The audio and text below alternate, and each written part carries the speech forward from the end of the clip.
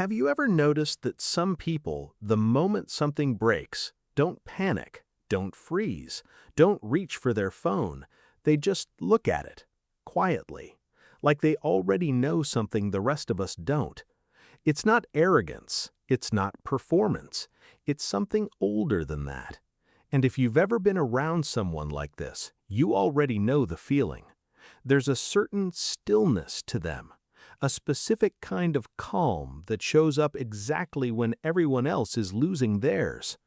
What most people don't realize is that the ability to fix things isn't really about tools or knowledge. It's about how a certain type of mind was built. And the psychology behind it is worth understanding, because it doesn't just explain how they fix a leaking pipe or a dead engine. It explains how they move through life entirely. Here are 5 things that are true about people who always seem to know how to fix everything. 1. They have trained themselves to see systems, not symptoms. When something breaks, most people see the problem, a crack, a noise, a failure. People who can fix things see something different. They see the chain of events that led to that moment. They instinctively ask what caused the cause. This isn't natural talent, it's a thinking pattern built through repetition. Every problem they've ever solved taught them that nothing fails in isolation. There is always a sequence, always a reason.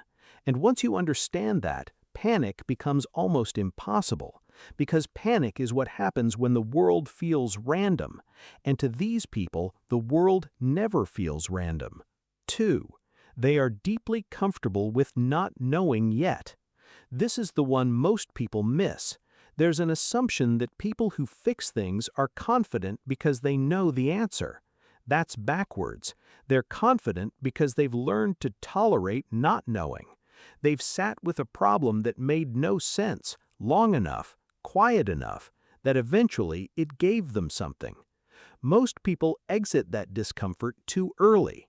They ask for help, outsource the problem, or simply walk away. But the person who stays with it, who resists the urge to flee uncertainty, that person builds something rare, a tolerance for ambiguity that carries into every other area of their life. 3.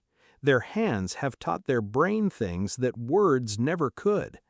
There is a branch of cognitive science built around a simple idea that the body is not just a vehicle for the mind, it is part of the mind. People who work with their hands regularly develop a form of intelligence that researchers call embodied cognition, knowledge that lives below language. Ask someone like this how they knew something was wrong, and they'll pause. They might say, "It just felt off." They're not being vague, they are being precise. The information they're reporting doesn't exist in a sentence. It was built in the gap between trying and failing, between adjusting and succeeding, and it transfers into reading people, into navigating situations, into sensing when something in a room is wrong before anyone has said a word. 4. They developed an internal authority early, and they never gave it back. People who can fix things tend to have a specific relationship with outside opinion. They respect expertise, but they don't surrender to it automatically, because they've been in moments where the manual was wrong, where the professional missed what they caught, where trusting their own perception over received wisdom was the only thing that worked. Over time, that becomes a philosophy, not arrogance, not rebellion, but something more precise, a belief that direct experience outweighs borrowed confidence. They become quietly skeptical of people who speak with certainty about things they've never physically engaged with, and they become unusually trusting of people who show uncertainty while doing the work, because they know that's what real competence actually looks like. 5. Fixing things was never really about the thing. This is the part that goes deepest. When someone who has spent their life solving physical problems walks into a difficult situation, a conflict, a failure, a period of chaos. They bring something with them that most people don't have, a lived-in belief that problems yield. Not always quickly, not always easily, but they yield.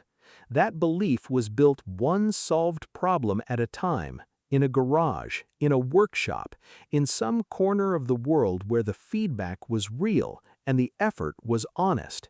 And what it produced is not just a person who can fix things, it's a person who has built, through practice, the psychological architecture to face difficulty without collapsing under it. That's the thing about people like this. On the surface, they look useful, handy, practical. But underneath, what's actually operating is a deeply encoded relationship with reality, one that says the world is knowable, that problems have structure, that patience and attention are always worth more than speed and assumption. They didn't get that from a book. They got it from staying when everything in them wanted to leave.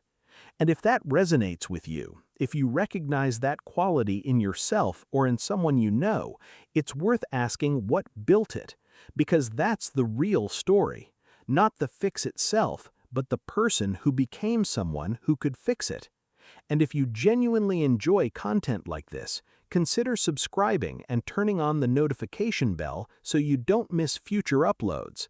I genuinely appreciate all your support. See you in the next one.